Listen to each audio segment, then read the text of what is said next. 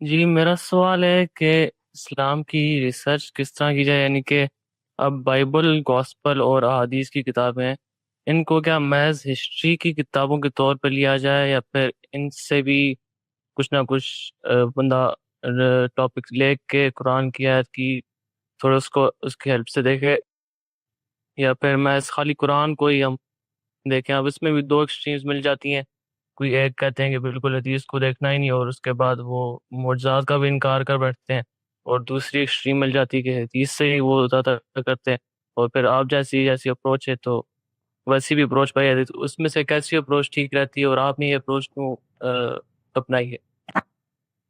ہر چیز کو اس کی جگہ پر رکھنا چاہیے۔ آپ دین کو سمجھنا چاہتے ہیں تو سب سے پہلے یہ فیصلہ کیجئے کہ دین کہاں سے ملے گا۔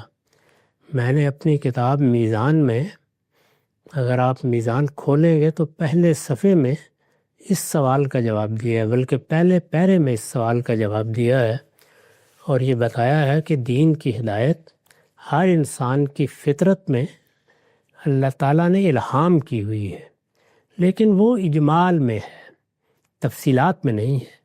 اس کی تفصیلات اللہ کے پیغمبروں نے بتائی ہیں، اور آخری پیغمبر کی حیثیت محمد الرسول اللہ صلی اللہ علیہ وسلم کو حاصل ہے۔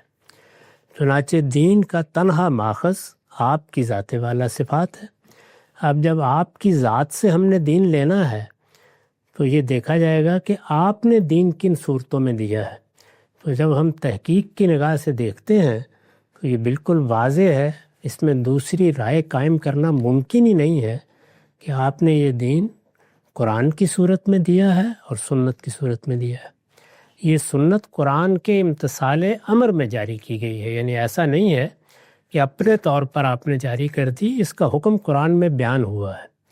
اللہ تعالیٰ نے یہ کہا ہے کہ اس سے پہلے جو دین ابراہیمی کی روایت آ رہی ہے آپ اس کی پیروی کریں، اور جو پہلے پیغمبروں کی ہدایت آ رہی ہے اس کی بھی پیروی کریں۔ تو اس کے امتثال امر میں رسول اللہ صلی اللہ علیہ وسلم کی جانب سے سنت جاری کر دی گئی۔ وہ سنت مسلمانوں کے اجماع اور تواتر سے منتقل ہو گئی ہے، اس کے لیے کسی کتاب کی طرف رجوع کی ضرورت ہی نہیں ہے۔ چنانچہ دین کی کتاب صرف قرآن مجید ہے، اللہ تعالیٰ کے دین کی کتاب۔ دین کی کتاب وہی ہو سکتی ہے جس کو اللہ دین کی کتاب قرار دے، وہ میرے اور آپ کے قرار دینے سے دین کی کتاب نہیں بن جائے گی۔ ہم جو کتابیں لکھتے ہیں وہ دینی کتابیں ہیں، یعنی دین سے متعلق کتابیں ہیں۔ وہ سیرت کی بھی ہو سکتی ہیں، تاریخ کی بھی ہو سکتی ہیں، وہ دین کی شرح و وضاحت کی بھی ہو سکتی ہیں، وہ تفسیر کی بھی ہو سکتی ہیں، وہ دینی کتابیں ہیں۔ ان سے لائبریریاں بھری پڑی ہیں، آپ پڑھیے ان کو، لیکن دین کی کتاب اللہ کی کتاب قرآن مجید ہے۔ تو قرآن مجید کو بنیاد بنا کر اور سنت پر عمل کرتے ہوئے آپ ہر چیز کو پڑھیں۔ آپ بائبل کا مطالعہ بھی کریں، خود قرآن بہت سی جگہوں پر بائبل کے واقعات کی طرف اشارہ کرتا ہے، وہ چاہتا ہے کہ وہاں بائبل کو دیکھا جائے، ان کا حوالہ دیتا ہے۔ اسی طرح قرآن مجید زمانہ رسالت کے واقعات بیان کرتا ہے، وہ واقعات قرآن میں تاریخ کے طریقے پہ بیان نہیں ہوتے، بالاجمال بیان ہوتے ہیں۔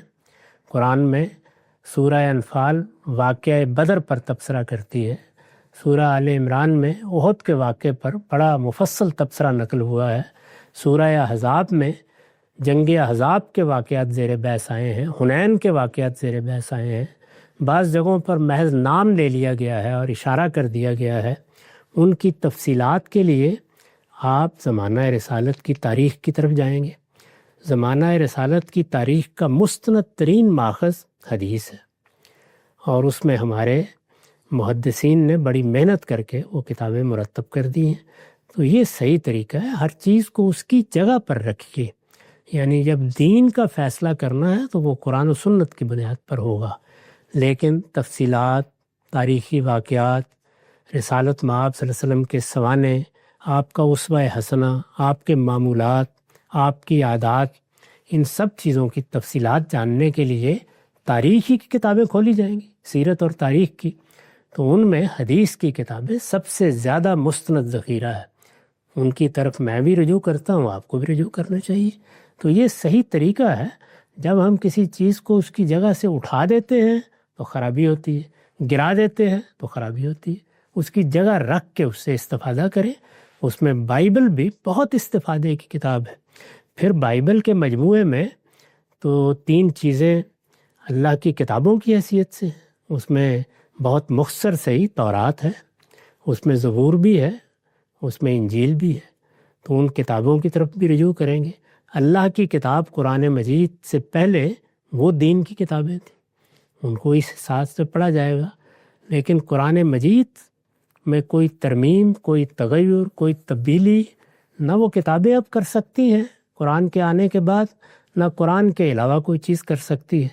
تو قرآن کو بالاتر مان کر، قرآن مجید کو قطعی دلالہ سمجھتے ہوئے، قرآن مجید کو اللہ تعالیٰ کی طرف سے فیصلہ کن اتھارٹی قرار دے کر آپ جس چیز کو چاہے پڑھیں، اس میں کوئی خرابی کی ضرورت نہیں ہے۔ بعض اوقات لوگ افراط تفریط سے کام لیتے ہیں، کبھی کسی چیز کو گرا دیتے ہیں، کبھی اٹھا دیتے ہیں۔ جگہ پر رکھنا یہی عدل کا تقاضا ہے۔ میں نے کوشش کی ہے کہ ہر چیز کی بالکل صحیح جگہ متعین کر دوں، اور اس میں جو لوگوں نے خلط مبز پیدا کیا ہوا تھا، یعنی بعض اوقات ایک ہی چیز کے لیے 2 نام یا 2 چیزوں کے لیے ایک ہی نام کا طریقہ، اس کو میں نے ختم کر دیا ہے۔ فقہ کو الگ کر دیا ہے، شریعت کو الگ کر دیا ہے، سنت کو الگ کر دیا ہے، اسوہ حسنہ کو الگ کر دیا ہے۔ یہ اسی مقصد سے کیا گیا ہے تاکہ چیزوں میں کوئی اختلاط نہ ہو اور ہر چیز اس کی صحیح جگہ پر آ جائے۔